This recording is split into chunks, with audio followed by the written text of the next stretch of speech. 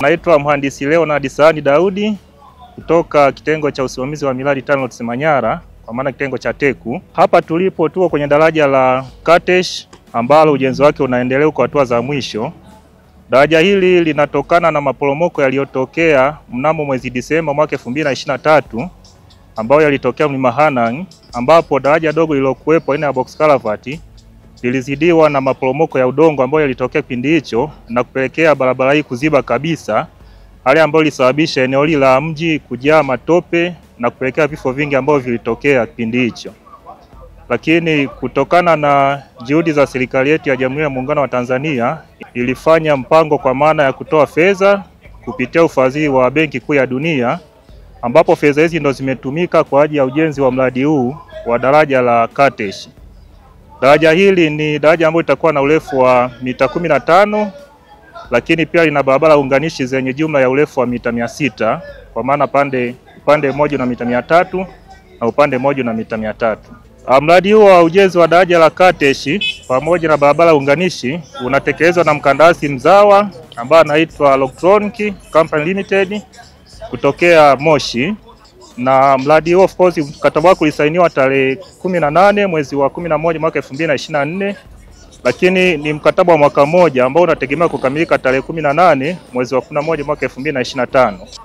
Na unatekelezwa kwa gharama ya jumla ya shilingi bilioni 1 na milioni 876 ambazo zimeletwa na serikali ya Jamhuri ya Muungano wa Tanzania. Mradi huu kwa sasa umefikia 95%, ambapo kazi chache ambazo ziko mwishoni, ambapo hadi sasa utekelezaji wake tayari uko mbele ya muda ambao tunatarajia kukamilika, na tunatarajia mkandarasi atakamilisha kazi hii kabla ya muda ambao umekusudiwa. Mbali na ujenzi wa daraja hili, lakini kazi kubwa ambayo imefanyika kwenye eneo hili pia tumenyanyua tuta hili ili kuweza kulingana pamoja na urefu wa daraja letu hili.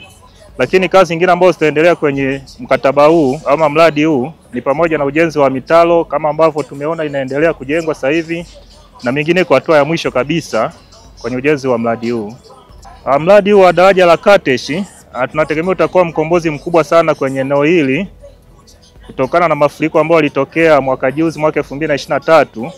Kwa hiyo tunategemea kwa sababu sasa daraja tumelipanua limekuwa kubwa, tunategemea changamoto yote ambayo sasa itatokea haitaweza tena kuleta maafa yote kwenye eneo hili.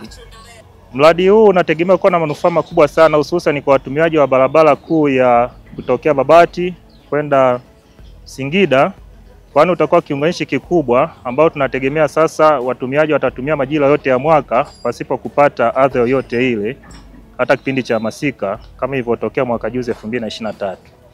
Lakini pia mradi huu umeajiri ajira mbalimbali hususan kwa wananchi wengi wa eneo hili la Katesh, kwani vijana wengi wameajiriwa kwa kazi mbalimbali ambazo wamekuwa wakizifanya eneo hili la Katesh kwenye huu mradi wa ujenzi wa daraja hili. Kiufupi, mradi huu umefaidisha pia wananchi wa karibu hapa wa kupata ajira, sio unskilled labor, pia skilled labor.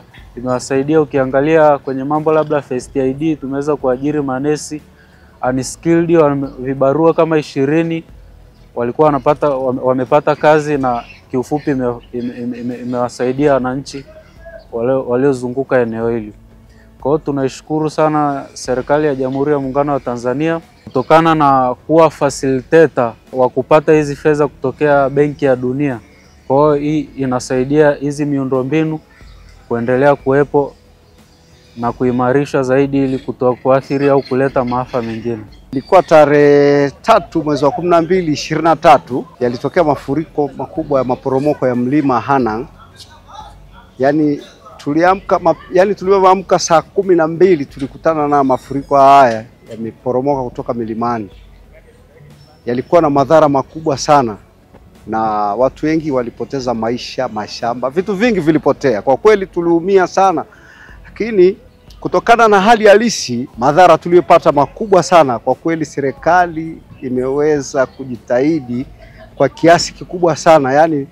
Kwanza tulipatwa na shida ya vyakula, magonjwa, watu wengi walipata madhara mengi sana, lakini serikali ilijitahidi sana, tuliweza kupata vitu vingi sana.